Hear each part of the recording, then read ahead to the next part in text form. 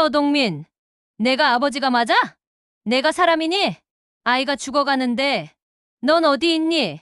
저는 분식집 좁은 주방에 서서 소리쳤습니다. 손에 쥔 국자를 식탁 위에 내던지니 튀김가루가 흩날리며 제 분노를 대신했죠. 아들 은유의 진단서가 제 손에 구겨진 채 들려 있었습니다. 선천성 심장병, 수술비 1,000만 원. 이 조그만 몸뚱이가 제대로 뛰는 날조차 드문데 하늘은 왜 이런 고통을 제 아들에게 안기었을까요?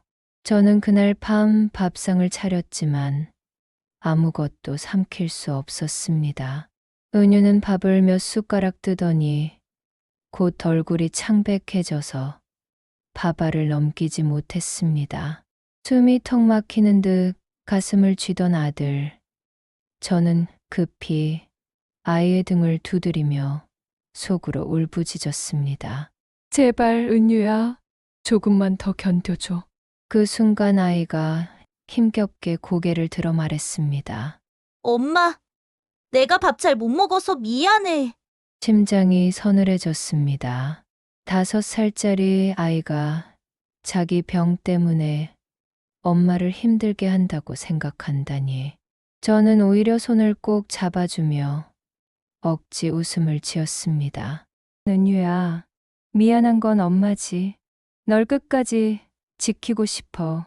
절대 혼자 두지 않아 하지만 고개를 숙이는 순간 눈물이 후두둑 식탁에 떨어졌습니다. 저는 은유 몰래 땅에 주먹을 찍으며 이를 악물고 다짐했습니다. 저 아이를 반드시 살려내겠다. 어떤 대가를 치르더라도. 문제는 돈이었습니다. 하루 벌어 하루 연명하는 분식집으로는 턱도 없는 금액. 서동민은 전화도 받지 않았습니다. 마지막으로 문자를 보냈죠. 동민아, 내 아들이야. 제발 한 번이라도 병원에 와서 아이 눈 좀 봐라. 지금 아니면 늦어. 그러나 돌아온 건 끝없는 침묵뿐이었습니다. 벽만 바라보는 밤, 전 남편의 침묵보다도 고통스러운 건 시부모의 냉혹함이었습니다. 저는 직감했죠. 저 사람들은 분명 아무 도움도 주지 않을 거라고. 그날 밤 아이가 잠든 뒤 저는 주방 불을 끄고 혼자 술을 따랐습니다. 목으로 넘어가는 쓰디쓴 소주 맛은 제 눈물과 뒤섞여 내려갔습니다. 세상에 믿을 수 있는 사람이 아무도 없다는 걸 인정해야 했죠. 하지만 포기만큼은 하지 않겠다고 다짐했습니다. 제 아이를 살리는 일, 그것이 제 목숨보다 소중했으니까요. 그게 맞는 선택이었을까요? 저는 이미 모든 길을 불태우더라도 앞으로 나아가야만 하는 길 위에 서 있었습니다. 아이가 심장병이라고요. 당신들 입에서 포기하라는 말이 나와요? 저는 시댁 안방 한가운데서 진단서를 내던졌습니다. 쾅 소리를 내며 바닥에 떨어진 종이가 허공에서 흩날렸죠. 제 두 손은 분노로 떨렸고 가슴에서는 불덩이가 치밀어 올랐습니다. 그런데도 정명자는 눈 하나 깜짝하지 않았습니다.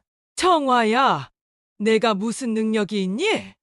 애 하나 살리겠다고 평생 빚만 질 거야? 그 애는 우리 집안 씨도 아니라고. 차라리 포기해. 그 순간 제 귓가가 울리며 세상이 무너지는 듯 했습니다. 친부모라면서 손주라면서 어떻게 저런 말을 뱉을 수 있을까요? 인간이 저럴 수 있는지 의심스러웠습니다. 정명자 씨, 아이는 제 전부예요. 그 입에서 다시는 포기란 말 꺼내지 마. 분노에 치를 떨었지만 서상기는 오히려 비웃음을 흘리며 말했습니다. 정화야, 우리 동민이도 이제 지긋지긋하다더라. 혜진이가 옆에서 잘 보살펴주고 있어. 너는 그냥 이쯤에서 물러나.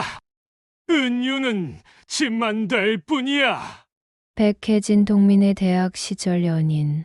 제가 결혼할 때 이미 끝난 줄 알았습니다. 그런데 시부모는 오히려 그녀를 불러들였던 겁니다. 저는 가슴 깊이 배신감이 퍼져나가는 걸 느꼈습니다. 남편의 방황은 잠시일 거라 믿었던 지난 세월이 바보 같았습니다.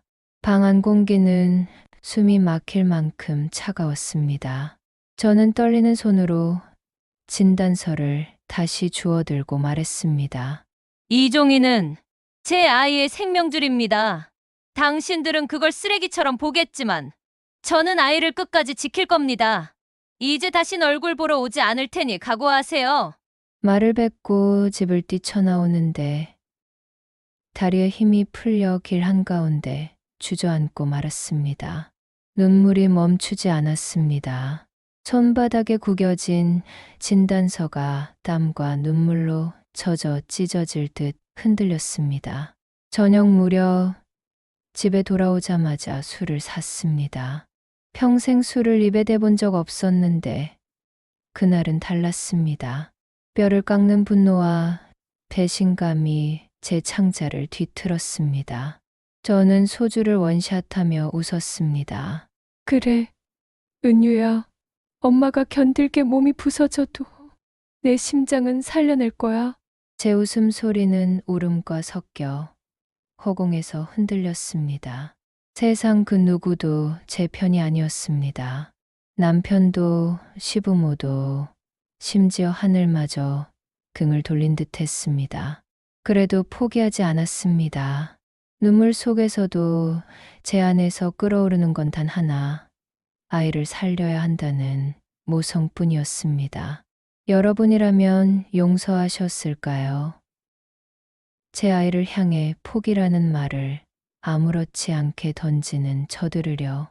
저는 그 자리에서 차라리 제 생을 끊어버리고 싶을 만큼 절망했지만 은유가 있기에 끝까지 버틸 수밖에 없었습니다.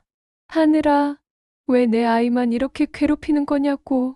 왜 은유만 붙잡고 가슴을 쥐어뜯게 하냐고. 밤늦게 시장 골목, 쓰레기 봉투 옆에 주저앉아 울부짖었습니다. 공허한 거리는 제 절규를 메아리처럼 되돌려 주었죠. 제 손에는 병원에서 받은 설명서가 구겨진 채 들려 있었습니다. 선천성 심장 기형. 수술은 가능하지만 결과는 장담할 수 없다고 했습니다. 그 말을 듣는 순간 제 귀에서는 귀뚜라미 소리도 자동차 소리도 다 사라지고 심장 뛰는 소리만 크게 울렸습니다. 그날 새벽 아이와 같이 분식집에 앉았습니다. 은유는 힘들어하면서도 웃으려 애썼습니다. 엄마, 나 커서 떡볶이 팔 거야. 엄마랑 같이 해야지. 그 말이 제 뼈를 때려냈습니다. 은유의 작은 꿈조차 지켜줄 수 없다는 게 너무 두려웠습니다. 순간 울컥했지만 애써 웃으며 아이 머리를 쓰다듬었습니다. 그래, 은유야. 내 심장 튼튼해지면 우리 가게 간판 크게 달자. 너랑 엄마랑 같이. 하지만 속으로는 끊임없이 무너져 내렸습니다. 의사는 빨리 수술하지 않으면 위험하다고 했습니다. 입원비만 300만 원. 저는 발이 부르트도록 후원단체, 복지센터를 뛰어다녔습니다. 점포도 제대로 지키지 못하고 음식 재료값도 밀려서 가게 사장은 이미 눈을 흘끼고 있었죠. 결국 한 후원단체와 연결되어 은우의 수술 일정은 잡혔지만 부족한 돈은 어떻게든 제가 벌어야 했습니다. 저는 분식집 문을 닫고 잔업을 찾아 밤까지 식당을 전전했습니다. 하루 4~5시간도 못 자며 가래 끓는 목으로 주문을 받았습니다. 손가락은 튀김기름에 댄 자국으로 뒤덮였고 다리는 퉁퉁 부었습니다. 그래도 멈출 수 없었습니다. 아이의 심장을 지킬 수만 있다면 제 몸 따위는 이미 소용이 없었습니다. 입원 당일 은유의 작은 손을 붙잡고 병원 정문에 섰습니다. 희뿌연 하늘이 제 어깨를 누르는 것 같았습니다. 아이는 긴장한 기색을 보이지 않고 오히려 환하게 웃었습니다. 엄마, 무서워하지 마. 나 금방 괜찮아질 거야. 저는 그 말에 결국 눈물이 왈칵 쏟아졌습니다. 5살 아이가 엄마를 위로하다니. 저는 아이 목을 꼭 끌어안고 속삭였습니다. 은유야, 절대 널 혼자 두지 않을게. 엄마가 세상 끝까지라도 따라갈 거야. 그러나 제 등 뒤엔 언제 닥칠지 모를 죽음의 그림자가 따라붙어 있었습니다. 병원 복도에 앉아 있던 저는 심장 속까지 저려오는 불안을 떨칠 수가 없었습니다. 제 아이는 살 수 있을까? 저는 온몸으로 기도했습니다. 아이가 숨쉬고 걷는 단순한 날들만이라도 다시 올 수 있기를. 그날 병원 바닥에 엎드려 오열하며 다짐했습니다. 은유야, 내 가슴은 아직도 뛰고 있어. 엄마가 지켜낼 거야. 절대로 뺏기지 않을 거야. 수술 하루 전날이야. 오늘도 보러 오지 않을 거야? 병원 복도에서 저는 소리쳤습니다. 손에는 수술 동의서가 덜덜 떨리며 들려 있었고 눈앞에는 낯빛 창백한 서동민이 서 있었습니다. 손에 두툼한 봉투를 들고 말도 못한 채 머뭇거리고 있더군요. 정화야, 이 돈으로 은유 수술했으면 저는 그의 말을 끊어냈습니다. 내가 돈으로 속죄한다고 생각해? 은유 병원도, 그의 눈물도, 내 배신도 다 돈으로 덮겠다는 거야? 목소리가 병원 복도에 메아리 쳤습니다. 지나가던 간호사들도 순간 발을 멈추더군요. 그러나 제 분노는 이미 막을 수 없었습니다. 남편이라 불렀던 남자, 제 곁에서 등을 돌려 다른 여자 품에 들어가더니 이제 와서 돈 봉투라니. 아이가 숨 막힐 듯 가슴을 움켜쥐고 있을 때 그는 어디 있었습니까? 다른 여자와 사진 찍으며 술잔을 들었겠죠.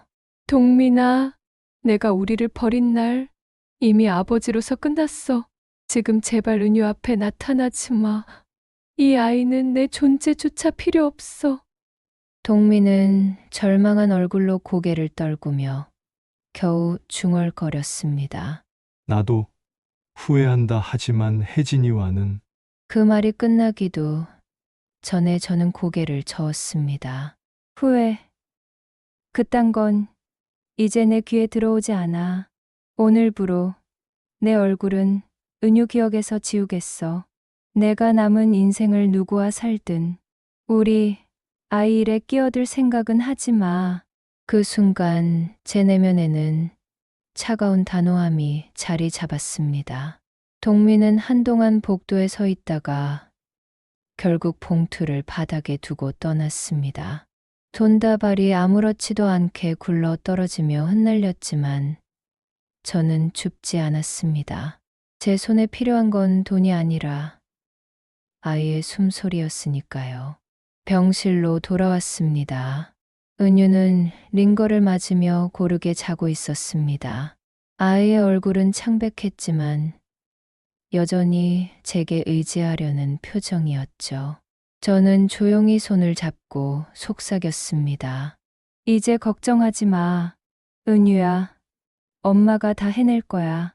내 앞길에 더는 배신자가 끼어들지 못하게 할게. 창밖에서는 비가 내리기 시작했습니다.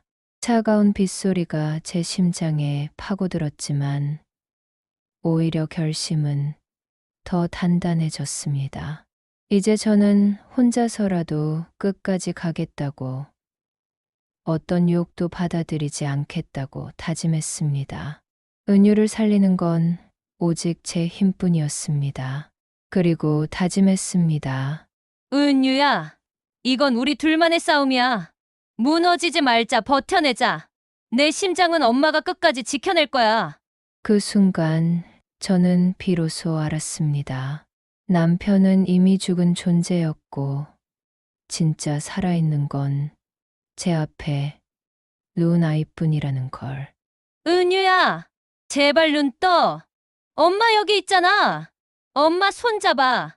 수술실 앞 대기 의자에 주저앉아 저는 오열했습니다. 아이를 수술실로 보낸 순간부터 1시간, 2시간, 시간의 감각은 사라졌습니다.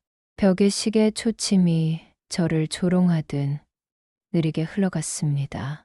흰가운 의사들이 드나드는 문만 바라보다가 제 가슴이 찢어져 버릴 것 같았죠. 시댁은 오지 않았습니다. 오히려 그날 제 뒤통수를 후려치듯 휴대폰 화면에 올라온 사진이 있었습니다. 서동민, 백혜진과 함께 리조트 수영장에서 웃고 있는 모습.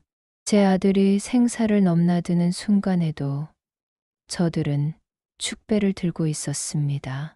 서동민, 너 같은 놈은 아버지 자격도 없어. 사람이냐? 아니, 짐승도 이렇게는 안 한다. 제 분노는 눈물이 되어 쏟아졌습니다. 그러나 울기만 할 수는 없었습니다. 저는 아이와 약속했습니다. 지켜주겠다고, 반드시 다시 웃게 해주겠다고. 갑자기 수술실 문이 열렸습니다. 의사의 얼굴은 차분했지만 무겁게 내려앉아 있었습니다. 수술은 성공적으로 끝났습니다. 그러나 회복이 변수가 될 수 있습니다. 어머니가 곁을 지키셔야 합니다. 저는 눈물이 터져 나오며 고개를 숙였습니다. 다리가 후들거려 넘어질 뻔했지만 정신을 붙잡고 병실로 들어갔습니다. 은유는 산소 호흡기를 낀 채 가늘게 숨을 쉬고 있었습니다. 제 손은 아이의 미지근한 손을 감싸주며 부들부들 떨렸습니다. 은유야, 버텨줘. 이제 조금만 참으면 돼. 엄마가 내 곁에 있어. 아무리 힘들어도 엄마랑 있을 거잖아. 아이의 가슴은 천천히 오르내렸습니다. 저는 밤을 꼬박 새워 의자에 앉아 아이를 지켜봤습니다. 눈꺼풀은 천근만근이었지만 감히 잠들 수 없었습니다. 아이의 숨소리가 멈추면 그 순간 제가 끝장이니까요. 간호사가 와서 조용히 말했습니다. 어머니, 잠깐 눈 좀 붙이세요. 아이는 안정돼 있습니다. 저는 고개를 저었습니다. 괜찮습니다. 전 눈 감을 수가 없어요.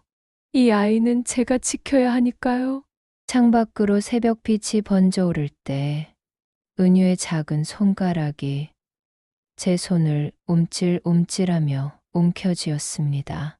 그 순간 제 가슴이 찢어진 듯 눈물이 터졌습니다. 아이가 살아있다는 증거, 다시 저를 알아본다는 신호였으니까요. 저는 구겨진 얼굴로 웃으며 속삭였습니다. 은유야, 이제 아프지 말자 제발. 이제 그만 아프자. 세상은 무너져도.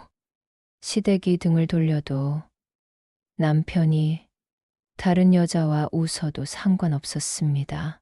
제가 무너지지 않는 한 이 아이의 심장은 뛰어줄 테니까요. 그 순간 알았습니다. 저는 쓰러지지 않는 사람, 아니 무너지지 않는 사람이 되어야 한다는 걸. 제 아이가 살아 숨쉬는 한 말이죠.